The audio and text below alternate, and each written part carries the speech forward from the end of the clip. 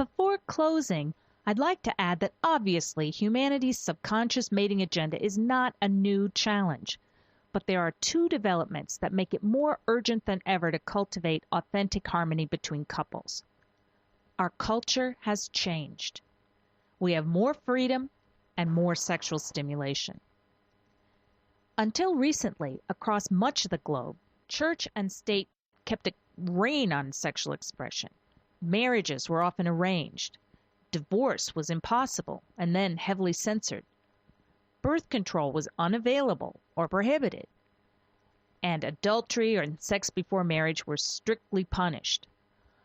All these features of life ensured that any emotional separation between partners was partly masked by the fact that they had to continue to live together and raise their inevitable children.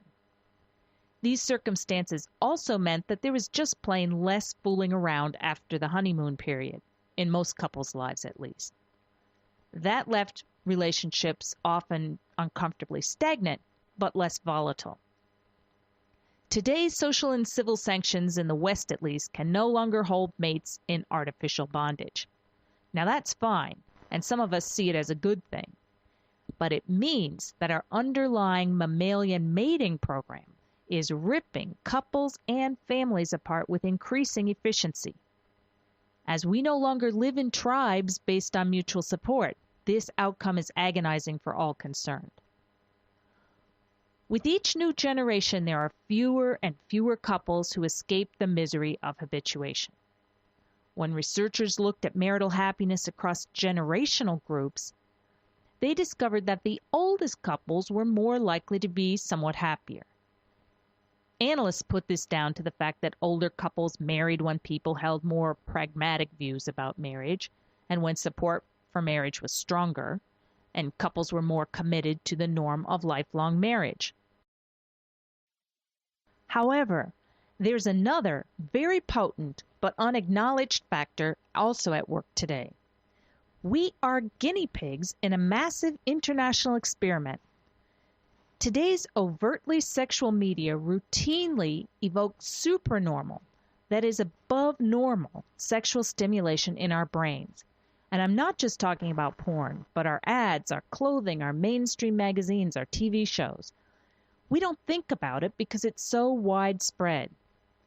But an internet user, for example, can see more extreme erotica in an afternoon than his ancestors would have seen in a lifetime.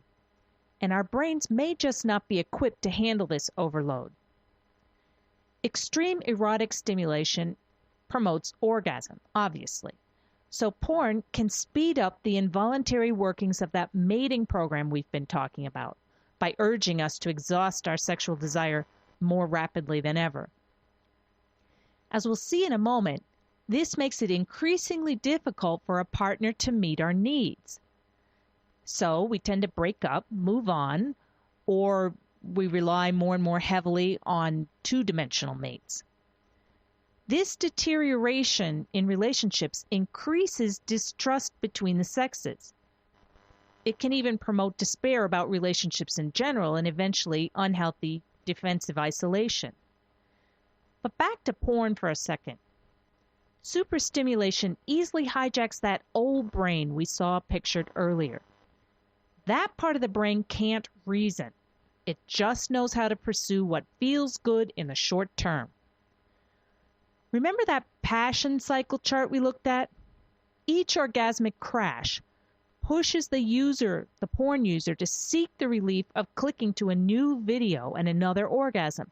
So the person can easily end up spinning around in a rapid passion cycle loop. Porn also plays on our novel mate programming because it offers an infinite array, in fact, of novel partners doing highly arousing things. In fact, all that exciting novelty in the form of porn registers as so potentially rewarding to that old part of the brain that our brain automatically lays down stronger and stronger pathways to focus more and more of our future attention on such stimulation. This is why our partners can't keep up with our increasing appetite. Our brains are very plastic, and when this happens, when those stronger pathways are laid down, we can become hypersensitive to anything sexual and subconsciously find ourselves scanning for it more than ever. It gets harder and harder to turn our attention away from those things toward things that would actually offer greater well-being and more satisfaction over the long haul. Now, again, recall that passion cycle chart with the highs and lows. What people also haven't realized about this kind of superstimulation is that the more intense the stimulation, the higher those neurochemical highs at the peak of the cycle, and the lower the lows afterward. So people can get caught bouncing up and down between neurochemical extremes in that same part of the brain. And neither one of those extremes is very comfortable. Eventually, too much superstimulation can actually desensitize that old part of the brain. And at that point, someone may need more and more intense stimulation to get any relief and find themselves looking at really wild things that they know don't even reflect their real tastes. Now, if you happen to be one of the people who innocently got caught in this kind of compulsive behavior and you're now noticing that you're using porn just to medicate the lows, you may want to take a look at a chapter called The Road to Excess in Cupid's Poisoned Arrow. No matter where our powerful subconscious mating program has pushed us, we're all fundamentally innocent. We, our exes, you, your exes, and all of our parents have just been doing what our genes have programmed us to do. That is, get bored, tired, or irritated, be disappointed with each other, often fool around, break up, and start it all again. We had no idea that orgasm is not mere pleasure or release, but that sexual satiety actually tends to cause us to devalue or alienate our mates over time. Avoiding sex obviously doesn't solve the problem because sexual frustration continues to build without resolution.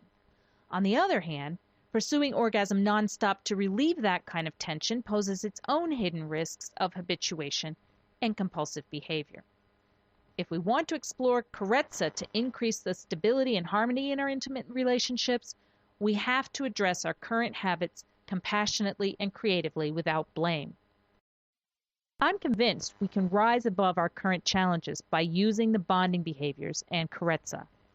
Moving beyond impulse toward conscious equilibrium in our sex lives tends to furnish a sense of inner wholeness. For example, my husband and I now feel way less susceptible to manipulation of any kind, whether by advertisers, politicians, or others. And you too may find that without the feelings of lack, uneasiness, and neediness that mysteriously show up after exhausting sexual desire, you simply aren't as vulnerable to temptations like junk food, reckless spending, or fear-based manipulation. According to one expert, humans experiencing companionate love feel calm and secure and experience social comfort and emotional union.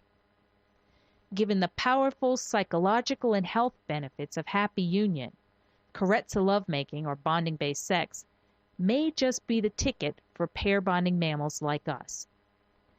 Happy experimenting. Visit the Habit to Harmony forum to ask questions or let us know how you're getting on.